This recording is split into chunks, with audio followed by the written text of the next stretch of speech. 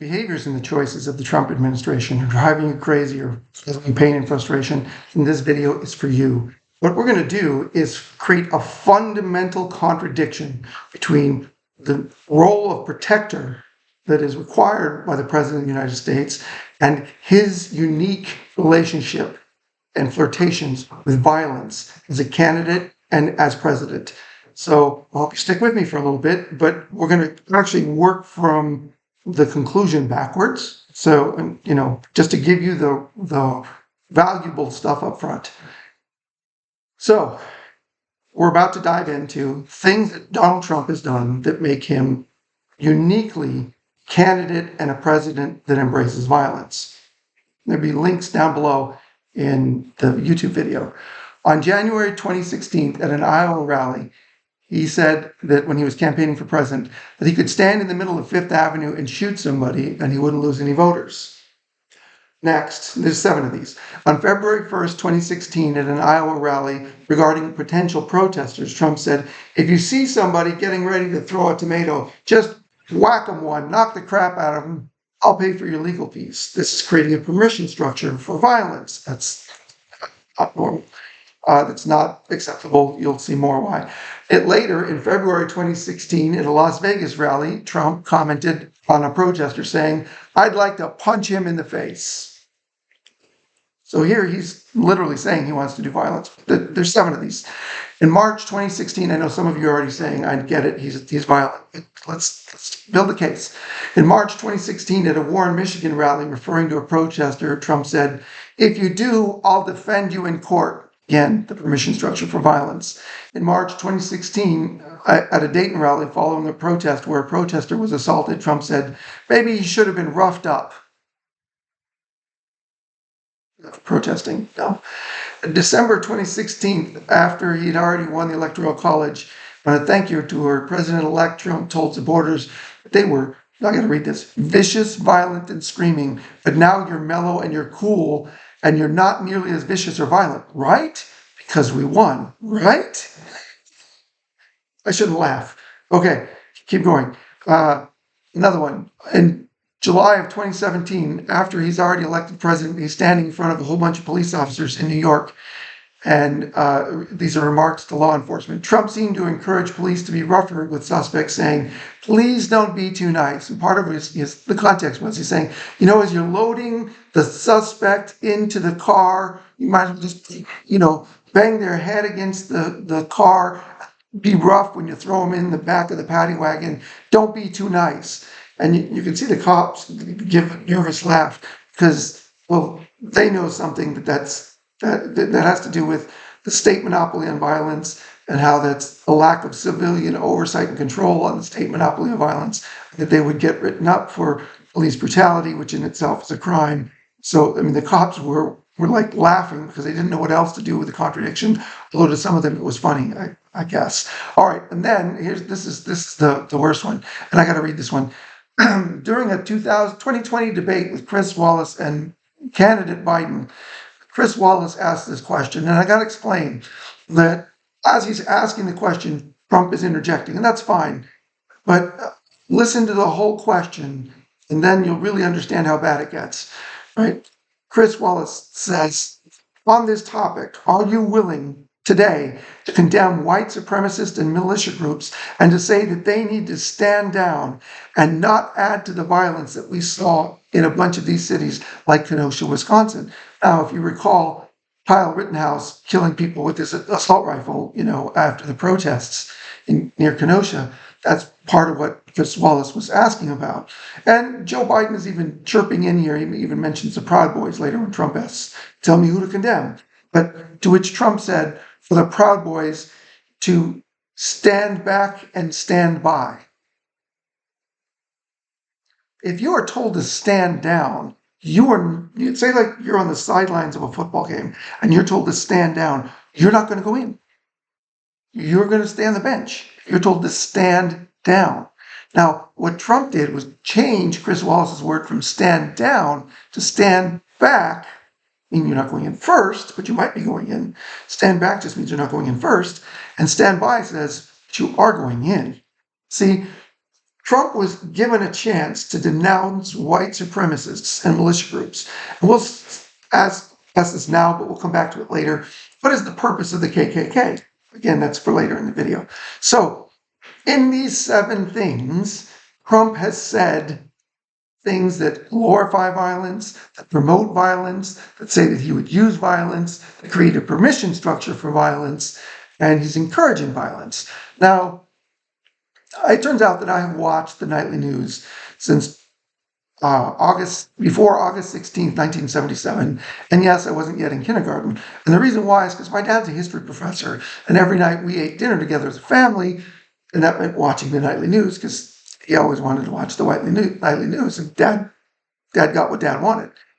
So, I've watched the nightly news for a long time, and I can certainly comment on every major presidential candidate, since the 1980 election.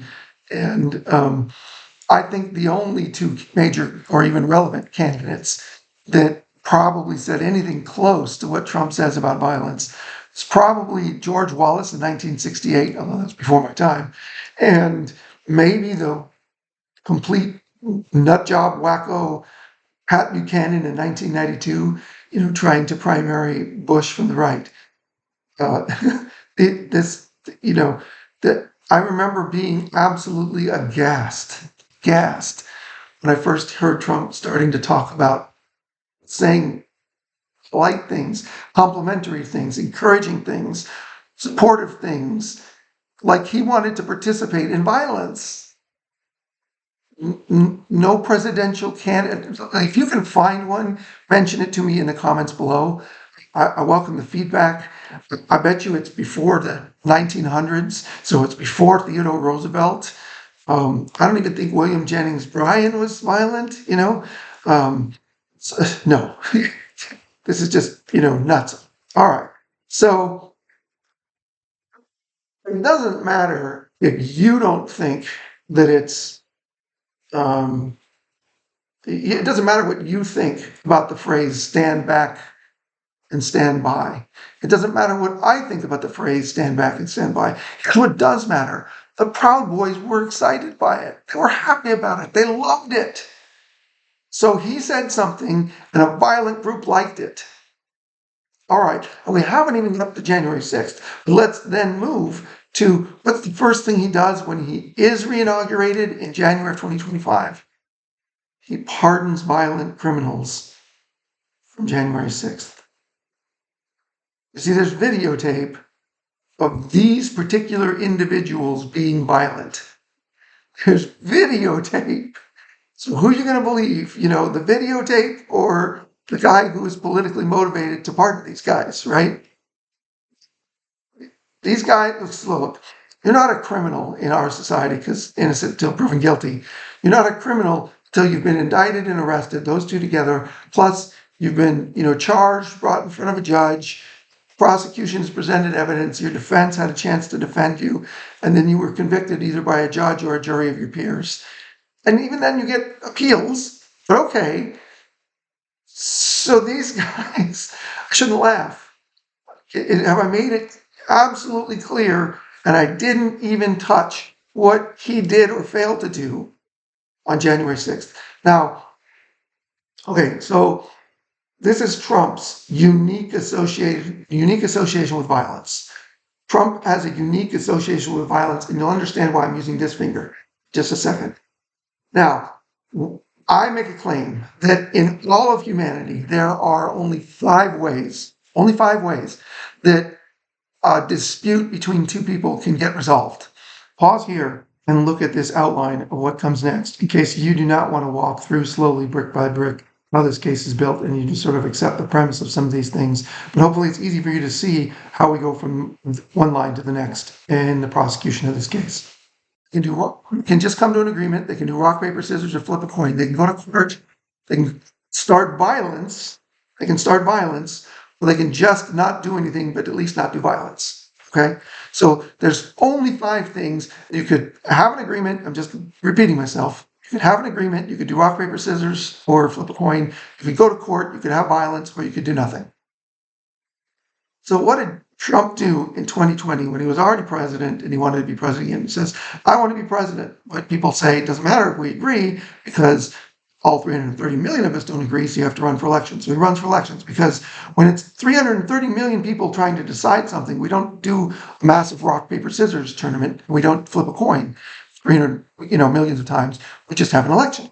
So we had an election and he lost. And you know how he lost? He has hats that say 45-47. Well, if you have 45 and you have 47, then you have to have 46. He knows he lost, okay? So he lost. And then he went to court. When he went to court, he filed 61 lawsuits and he lost 60 times. And the only time he won was a procedural thing that didn't matter. And the day after he realizes that he lost in court, his last appeal, day after, 1:42 in the morning, which is actually 1:42 a.m. on December 19th, he sends out a tweet saying, Peter Navarro sent out this report that says it's statistically impossible for me to have lost. So we're going to have a demonstration to plane on January 6th at the Lips. Be there. It will be wild. Like literally the day after he loses in court, that night or 1:42 in the morning, he says, hey, come to January 6th, it will be wild. And yes, when you go into violence, you're kind of giving people, well, this finger in my analogy, but you're giving people the finger. So what basically Trump said is, even though in reasonable societies, there's like 5 outcomes, and we try to take one away, when this one didn't work, when this one didn't work, when that one didn't work, okay, now I'm going to violence. What he's basically saying is, heads I win, tails you lose. Heads I win, tails you lose. That's what our former president and the guy we reelected, and we did reelect him, said, basically, with his behavior. Okay, so why is that? Now, some people might say, what? Most people get violence is bad. Violence is bad. In fact, this organization right here is one that I founded. It's called On Civics. And civics is the study of privileges and responsibilities of citizenship. And this red line right here, this red line is supposed to say, this is violence, don't cross it. This is the pit of despair. What happens when you cross the violence is you go into the pit of despair. And allow me to explain that for a second. Thomas Hobbes, wrote a book called The Leviathan. And the Leviathan is both a biblical reference, and he's using it as an allegory to say that if there isn't some massive, powerful, trusted, stabilizing force in society, then it turns out that people are incentivized to practice violence. And I'll walk you through it. Now, most people already get this, but again, and you can skip forward to different times in the video, but here's the walk you through it on why violence is corrosive to every society known to man. Violence is corrosive to every society, and here's the explanation. So, in the long history of the British monarchs, they only executed one monarch, and his name was Charles I of the House of Stuart. And Charles started a war that he shouldn't have, and it got expensive, so he needed to raise taxes.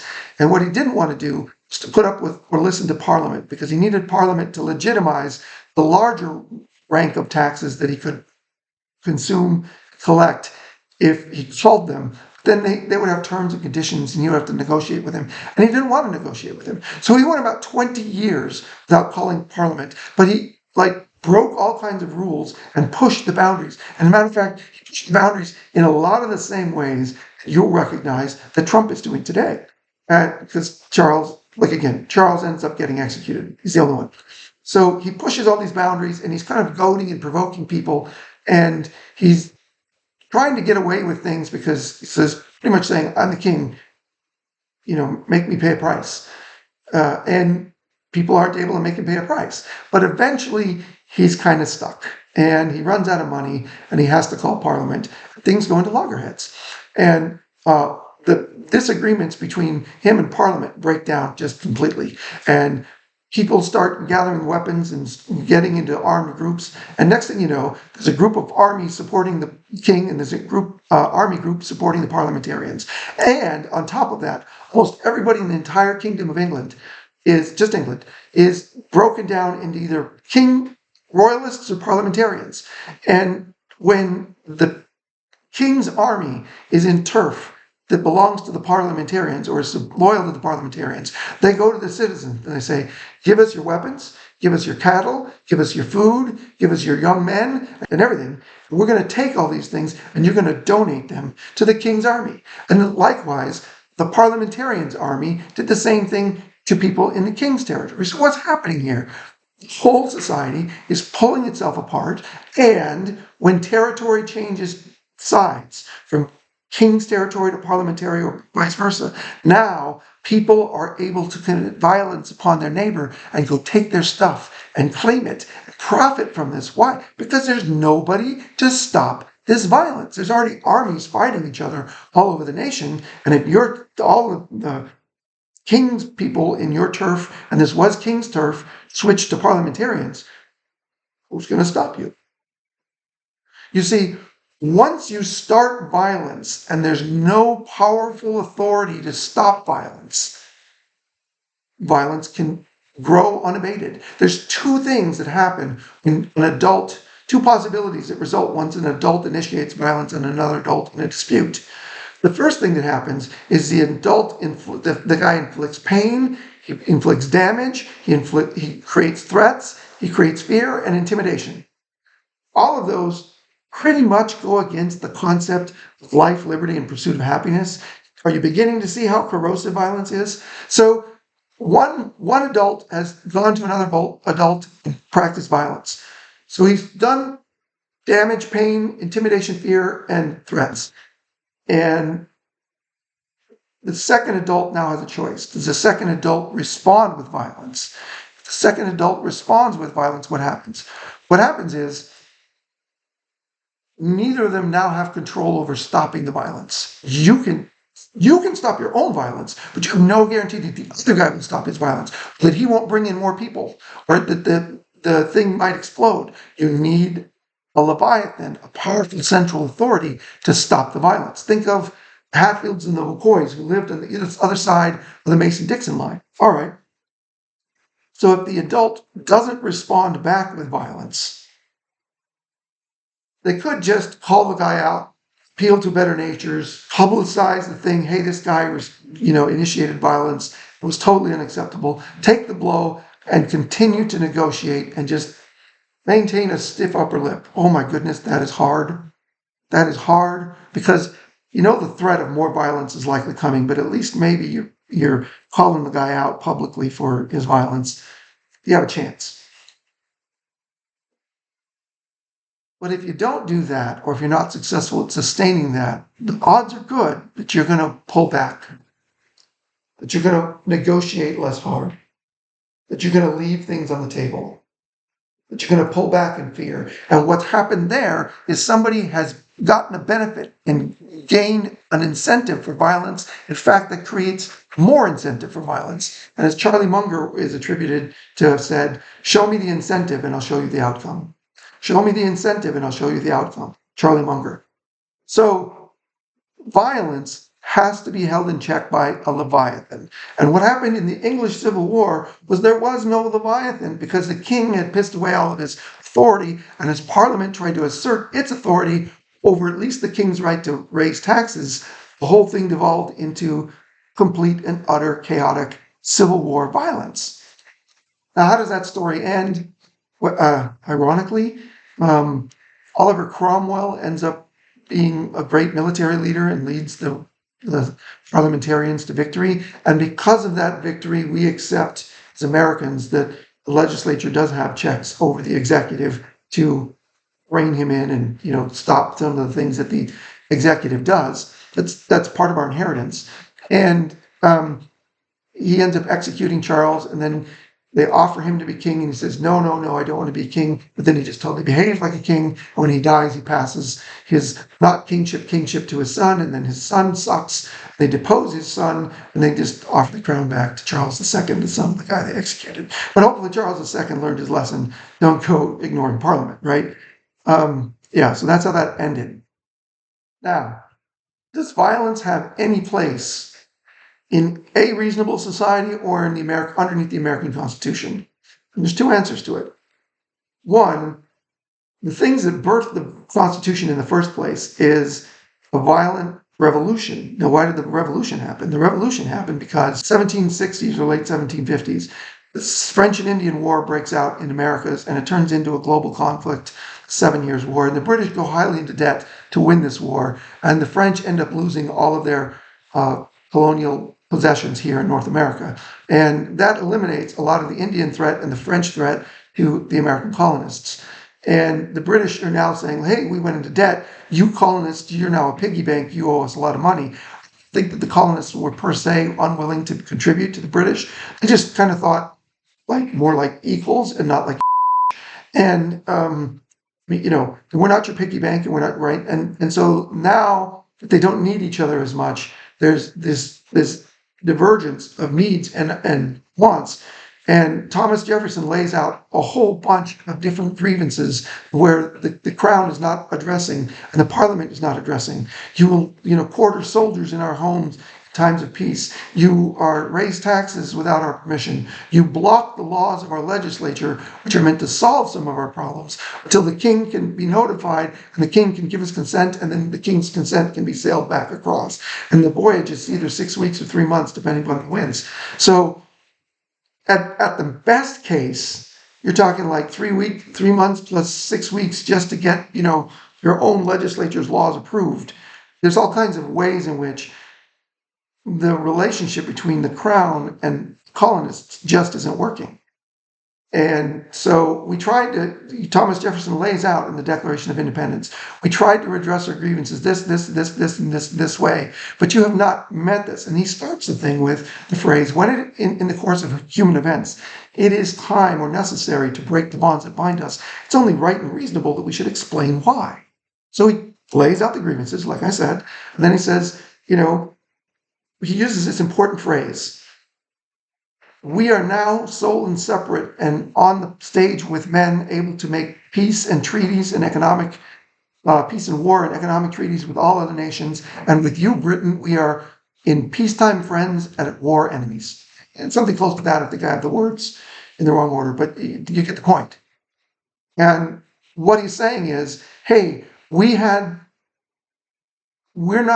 problems and you're not addressing them, and they're malingering. And we're talking to you, and we're trying to solve them, right? You have 5 different buckets of ways that things can be solved in a reasonable society, or, in most reasonable societies throughout history. And you have, negotiation and flipping a coin, although the king is going to let you flip a coin, and courts. But even one of the things he says in the Declaration of Independence is, you've appointed all your judges and they're all beholden to you and you for their salaries, so they don't even listen to us. And okay, now we'd like to take our marbles and go home, but you won't let us. So now, unfortunately, we're in violence. And what do you celebrate when you're celebrating the 4th of July? You're not celebrating the victory of the British in Yorktown. That was September and October of 1783. And you're not celebrating Lexington and Concord, because those were 9 months before the signing of the Declaration of Independence on July 4th. But you're celebrating theological, the philosophical, intellectual, and moral framework that defines and sets up our whole society. We had to start with violence because the king wasn't listening, wouldn't be reasonable, and weren't negotiating. They wouldn't solve our problems, and we were living with our problems not being solved. Now, when you live on an earthquake fault, say the San Andreas Fault, what you want is a bunch of really small earthquakes happening in small but irritating pressure releases, because what? If you don't have any small earthquakes, you get a pressure buildup. When you go longer without any earthquakes, you get more pressure buildup.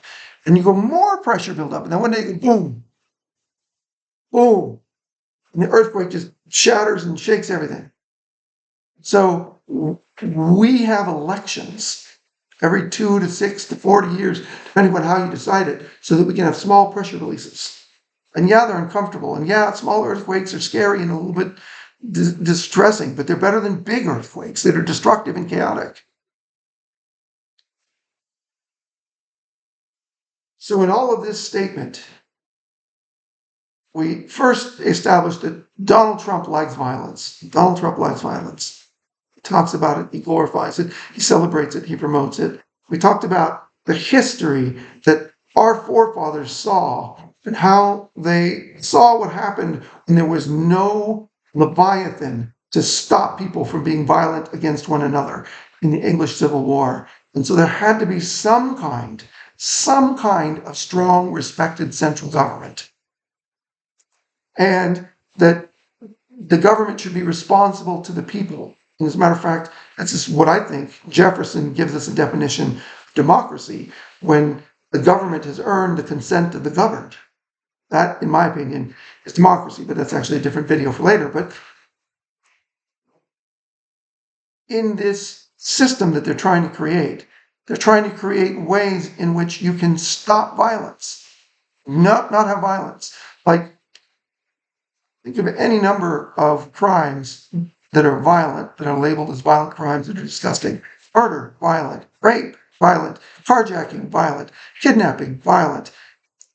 Armed robbery, violent. Assault, violent. Sexual assault, violent. Sex trafficking, violent. You getting the picture? Arson, violent. There's laws against these things. So what is the role of violence in a reasonable society that is self-governed? And that answer is very simple. There's a state monopoly on violence, which means only the state is allowed to be violent, and only under certain circumstances by certain people who are legitimate, who are authorized, and when conditions are met, and under control. And one of them is local civilian control. So what is the state monopoly on violence? Well, they're allowed to stop you and ask you questions. And if you run from them, then they're allowed to detain you violently, right? They're allowed to shackle you, and if you run from the police, no reasonable reason. No. The police are allowed to use violence on you if you resist them in the process of doing their job. They're allowed to hold you in a jail cell violently against your will if you've been convicted. But it's only certain people that are legitimized, that with specific circumstances, by legally approved rules and methods, right? There's a state monopoly on violence. And it's not to be broken. Because, and this has to be said, okay? When 10 years ago, you would expect that every police officer would have right here on his uniform his name and the unit he works with, and a badge number that says, this is who I am as a police officer. And the reason why is because if the police or any other government authorized agents violate your First Amendment rights, or your Second Amendment rights, or your Fourth Amendment rights, or your Fifth Amendment rights, or your Eighth Amendment rights, then you can say, hey, so-and-so from such and such a department violated my rights, whether it's First or whatever amendment, and I seek a redress of grievances with their management, and their management is subject to local civilian control. That's not a controversial statement, or at least it wasn't 10 years ago.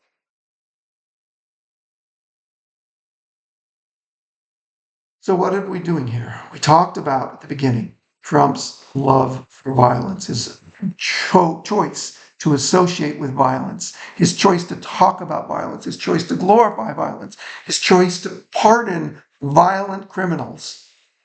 And the other thing he does is he creates a permission structure for his political allies to create violence. Now, earlier I asked, what is the role of the KKK?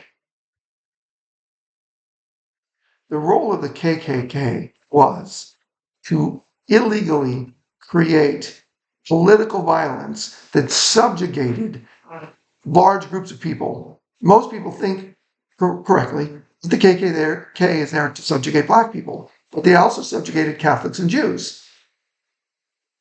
Now, what do? They go up to, they put on hoods, and they come find a black person who they know has probably been trying to register people to vote or being, I'm going to, speak weird, like uppity and trying to get black people to assert rights and privileges and freedoms.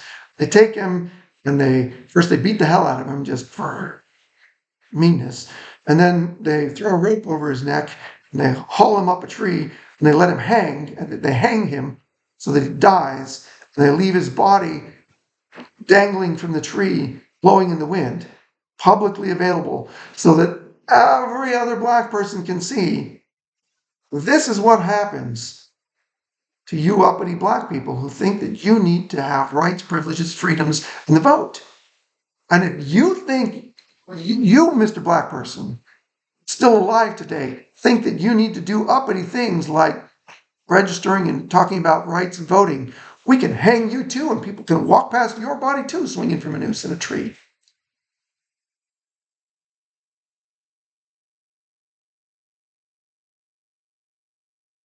Now, square that with life, liberty, and the pursuit of happiness. You can't. You can't. That isn't democracy. Democracy, in my opinion, was when the government has earned the consent of the governed. But in those societies where the KKK was functioning, you didn't have democracy because you weren't earning the consent of the governed, because political violence was being used to silence a large chunk of the population. Go look it up in the 1860 census. I have done this. The population of South Carolina is almost 50% black, and in 1860. So that means after the Civil War, a good chunk of the population in South Carolina is still 50% black.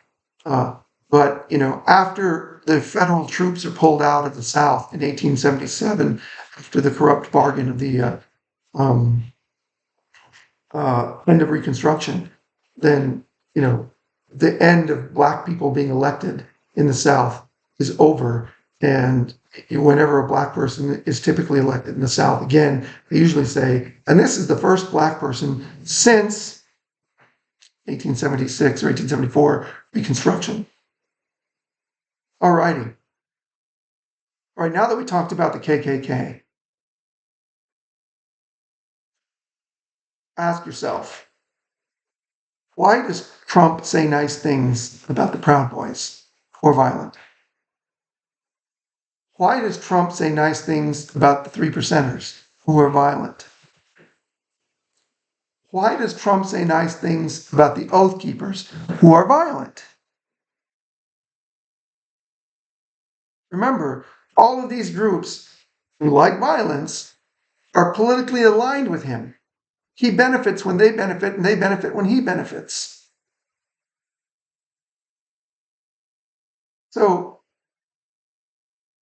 in my mind, every single citizen should ask every single journalist to ask every single politician that has ever said something positive about violence.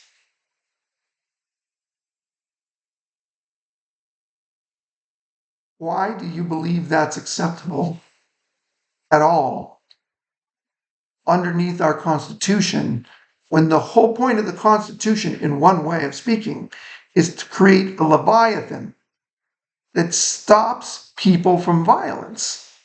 See, because what he's doing, let me just be explicit, is he's going, wink, wink, Proud Boys, don't be violent, but if you do be violent, he doesn't say this part, I won't do anything about it. Oath Keepers, if you are violent, we won't really prosecute you. 3%ers, if you really are violent, go ahead and be violent. We won't prosecute you. We won't use the Leviathan to stop you if you become violent. I mean, what did he say? He said to the protesters, hey, beat him up. I'll pay your legal bills. He literally said it. He literally encouraged violence. So when you don't have a Leviathan to stop violence, that is trusted, that is reliable, that is neutral, that will promote stability and keep people from responding with violence, what he's doing is pushing our whole society closer to civil war. And, one of my best friends, his name is Aram, he already said to me, Joe, we're already in a cold civil war. So ask every journalist to ask Trump and every politician why you say positive things about violence and why it's acceptable for you as an elected official to glorify or be positive about violent acts, people, things, behaviors, when violence is incredibly corrosive to our whole society and they're encouraging one side to be violent. Now, here's another thing that you have to put two things together here. Now that you don't have name tags and you have masks over police officers or some sort of, federal authorities, how do you go redress your grievances when they abuse the state monopoly on violence?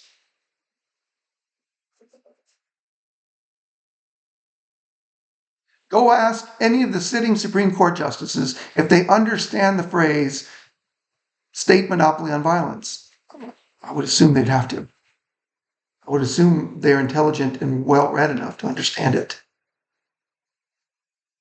How do you go redress your grievances? And if their answer is take a piece of toilet paper and write on it with a felt marker and submit it to Trump, I wouldn't be surprised for at least, 3, I would totally expect that. 6, I would be rather disappointed if 6 of them said that.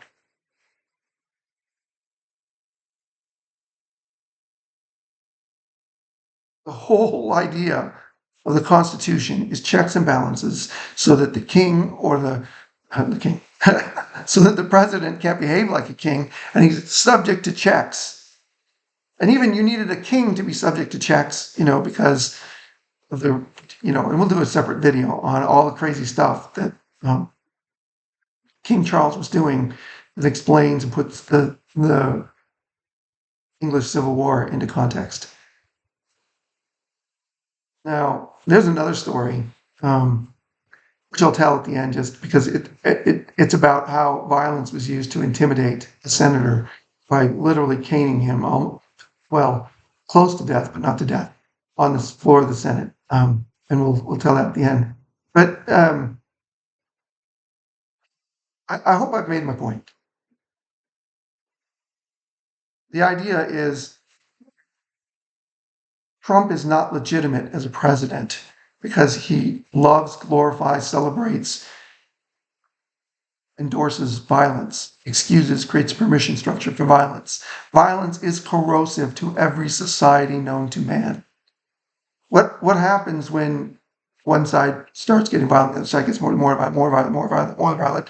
Eventually, you just have chaos. You just have complete disaster and destruction. And your 401k, kiss that puppy goodbye. If we go to actual civil war, violent, bloody, shooting civil war, and it won't look like the 1860s Civil War. It'll look like the Irish Troubles, where the only thing that each side knew was pain and loss and suffering.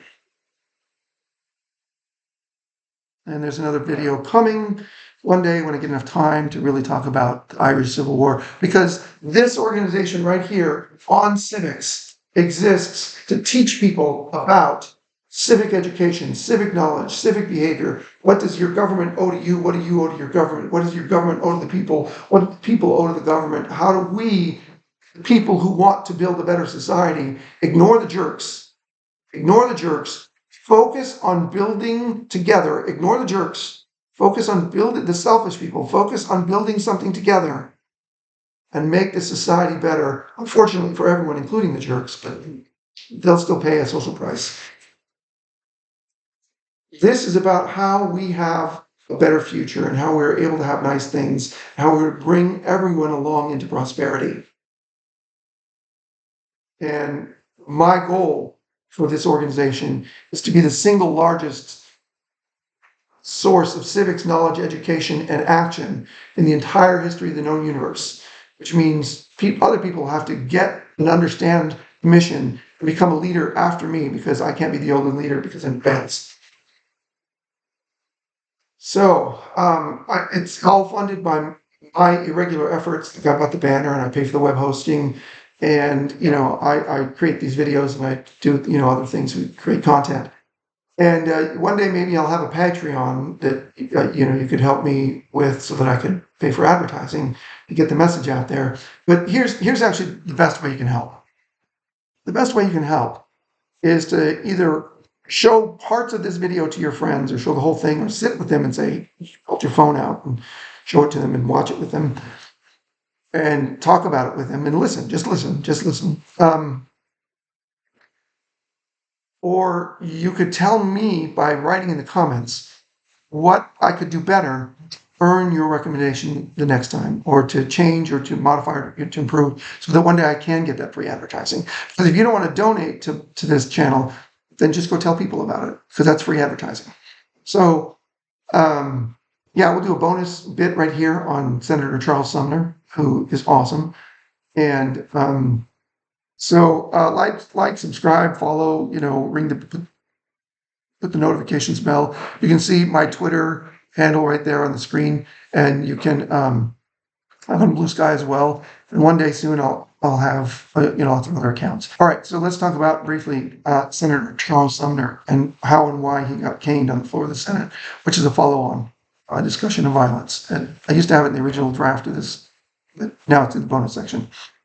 Charles Sumner, I read this, I remember parts of this from history, and again, my dad was a history professor, so I studied history for a long time, but I also got a refresher on this when Jamel Bowie published his 4th of July column this year in the New York Times, and he was interviewing somebody who was writing for a Yale Law Review article, and I think maybe a book as well. And Charles Sumner is elected in 1851 by a free soil campaign in Massachusetts to become senator for Massachusetts. And initially he's trying to figure out, the ways of the Senate and how to be collegial and make friends with all kinds of people and sort of understand how it works. People are complaining to him that, you're really the free soil senator we thought you were going to be? And he's like, hold my beer. So eventually he starts just really lightening it up. And one day he is going off on a plantation owner and a slave owner who happens to also be Senator Butler from the great state of South Carolina. And he finishes by saying, he's laying invectives into Senator Butler, and to his face there in the Senate, and he says to him, and Senator Butler has a mistress who is pure in his eyes, but ugly in the face of the rest of the world, and she is the harlot slavery. And basically what he was doing was calling out the fact that, calling attention to the fact Butler had sired 2 children from some of his slaves.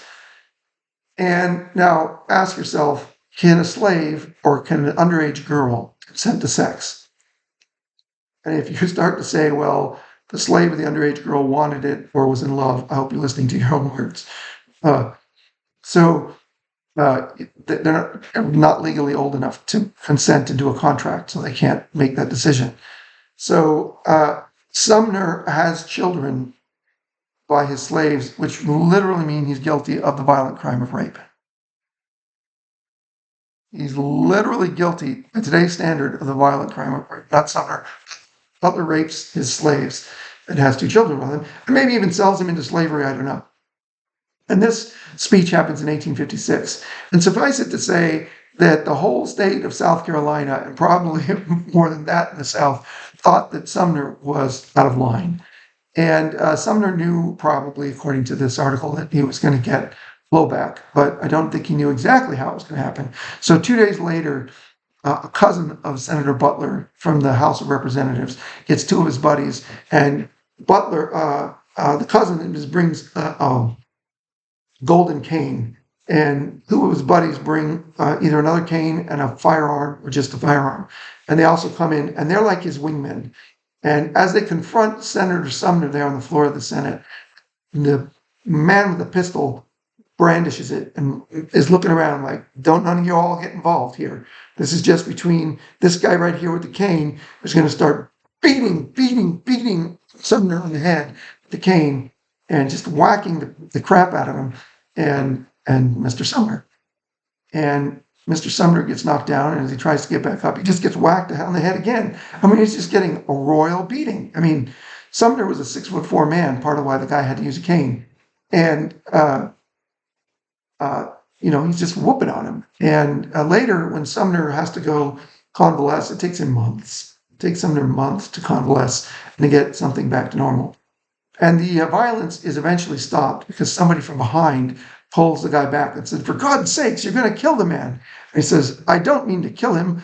I mean to flog him. Well, why? Don't mean to laugh again. Why does he mean to flog him? Because he wants Sumner to pay a price for speaking the truth. Because he wants to create an attitude of fear and intimidation for speaking. See, in the article, the guy who was doing research into Sumner for his Yale Law Review article was saying that the South was getting very nervous and defensive about this old peculiar institution, slavery. Well, basically, part of what had happened in the world is that Mexico had already banned slavery in 1835, and France had banned slavery in 1848, and England, or Britain, I'm not sure which, banned slavery in 1833. So in 1856, the South is kind of seeing the writing on the wall. They're aware that all of this lucrative economic system that they've built on top of slavery is under threat and is being poked at, and its time has come. They're trying to forestall that as long as possible, and they're almost kind of living in denial, like, I don't see any problem here. And, he violently beats Senator Sumner. And you can't tell me or anyone that he didn't violate Senator Sumner's right to life, liberty, and pursuit of happiness, and that they weren't doing that to slaves. All right. This has been On Civics. I hope you smile at somebody. Why? Because, so few interactions in person these days, but if you smile at somebody and they're a jerk, they'll wonder what you're up to. And if they're nice, maybe they'll be one of those people that'll work with you to try to make the world a better place, which is absolutely what we need and absolutely what we're striving for over at On Civics.